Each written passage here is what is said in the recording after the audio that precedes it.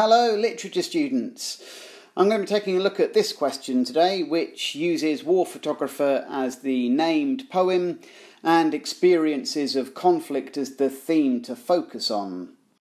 I always tell my classes about how important it is before you start writing an answer to keyword the question, which simply means take a pencil, pen or highlighter and identify the key parts of the question you're responding to. This will really help you to stay focused on the right areas of the two poems, and if, like here, experiences of conflict is the theme to focus on, then these words should appear regularly in your answer, at least once per paragraph, to show the examiner that you're answering the question. Just a few points about the mark scheme before we get going. A reminder that you need to compare the poems. You need to use quotations. You need to be able to write about the methods used by the poet and the effect they have while using the correct poetic terminology. And finally, you need to write about the poem's context, which means either the time that the poem is written or its genre.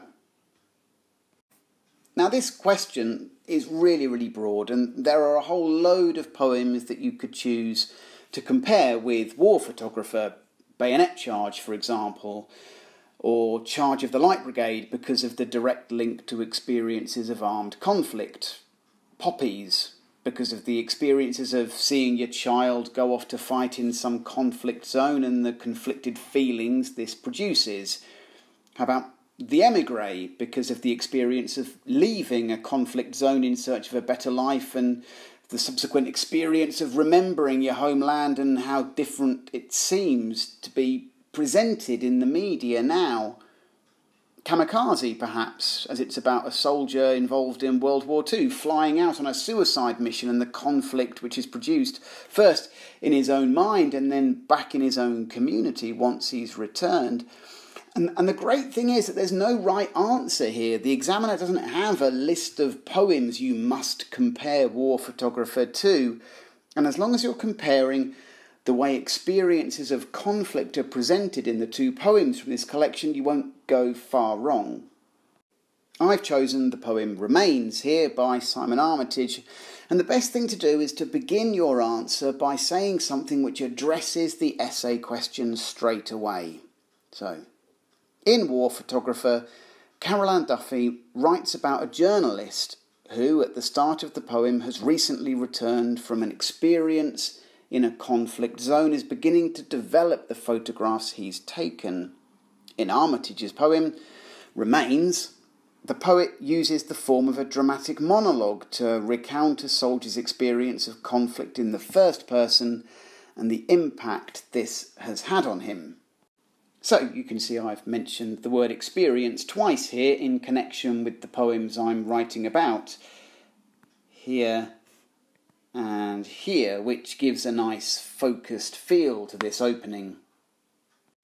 I've already started to compare using the word however, and I've included one of the methods used by the poet, a dramatic monologue, and the purpose for doing this. So let's see how we can carry on. Both poems recount very traumatic experiences of conflict, although in War Photographer the scale of this is much larger. The alliterative line, spools of suffering, uses a plural to suggest a large number of distressing images have been taken by the photographer, while the repeated S sound creates the impression that a whispered, almost secretive mood is needed for the process of developing them. The large number of pictures is further indicated by the list of conflict zones in the last line of stanza 1, where the angry plosive stand out: Belfast, Beirut, Phnom Penh. This is in contrast to Remains, where Armitage, who interviewed real soldiers to gather material for this collection of poetry, describes an individual traumatic experience where a looter was shot dead. The soldier feels incredible guilt for what happened and plays the events over in his mind again and again. The The fact that his blood shadow stays on the street works both as a literal description of what the soldier has to walk past every day out on patrol, as well as a metaphor for the experience that he cannot stop thinking about. This also links to the end of the poem, where blood is mentioned again, his bloody life in my bloody hands. To have blood on your hands is a metaphor found in other works of literature to suggest trauma and guilt. And we know that the war photographer has also been traumatised by his experience of conflict. In the first line, he is in his dark room, which might metaphorically suggest the darkness within his own mind. In stanza 3, the pictures begin to develop as ghostly images, and the photographer remembers the cries of this man's wife and the conflict he felt, knowing he must take the picture of her while her husband bleeds to death. This causes his hands to tremble.